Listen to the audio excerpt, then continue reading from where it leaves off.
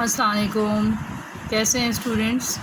अच्छा, हम कर रहे हैं exercise 1.1 class 10 federal board question number 1।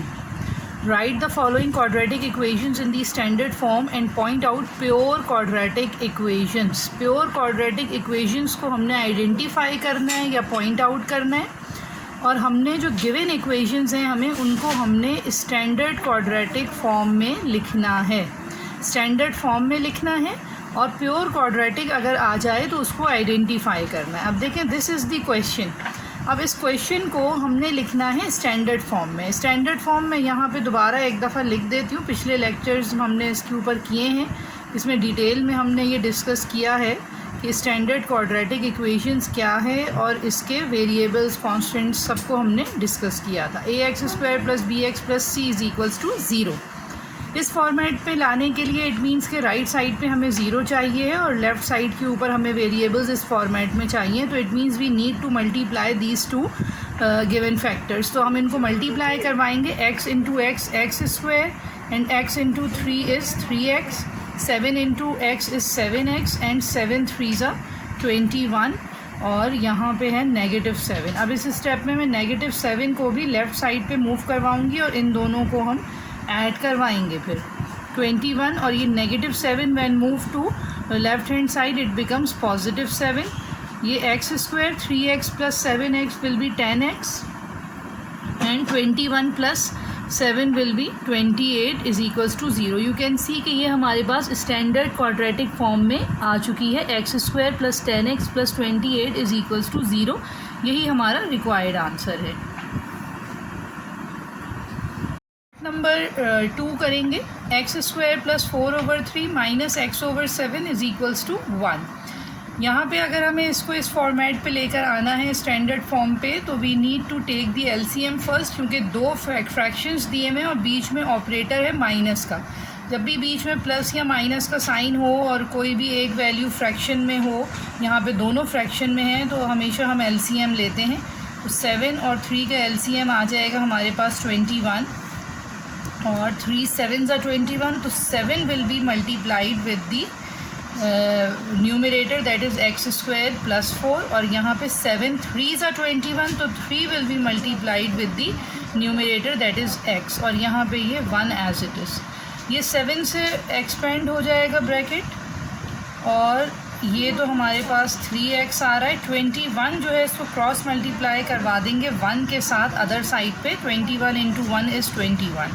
ये एक्सपेंड करवाएंगे तो 7x², 7 4s are 28 -3x और इसी स्टेप में मैं 21 को लेकर आऊँगी लेफ़्ट साइड पे, तो इट विल बिकम -21 और यहाँ पे हमारे पास बचेगा 0।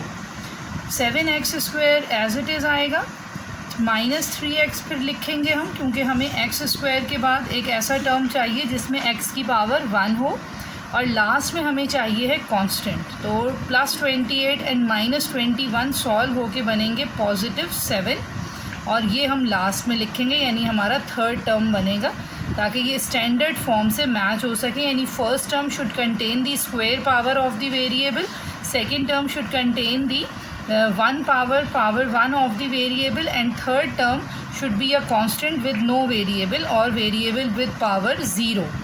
ठीक है। Part number 3 now, x/x + 1 + x + 1/x = 6। यहाँ पे भी हम लेंगे LCM, क्योंकि यहाँ पे एल्जेब्रिक डिनोमिनेटर्स हैं, तो दोनों ही वैल्यूज़ जो हैं वो अलग अलग हमारे पास आ जाएंगी। यानी x × x + 1 रिपीटेड वैल्यूज़ होती तो फिर हम एक पावर इसकी लेते, लेकिन यहाँ पर रिपीटेड वैल्यूज़ नहीं हैं, अलग अलग हैं दोनों। x है, x + 1 है, दोनों आएंगी डिनोमिनेटर में एज LCM। यहाँ पे x + 1 कैंसिल होगा, x will go to get multiplied with the numerator, x ही है जो कि, तो x × x it will be x²। यहाँ पे x से x कैंसिल हो रहा है, x + 1 ऊपर जाके मल्टीप्लाई होगा तो it will B x + 1 × x + 1। x × x will be x², x + 1 × x + 1 will be x + 1²।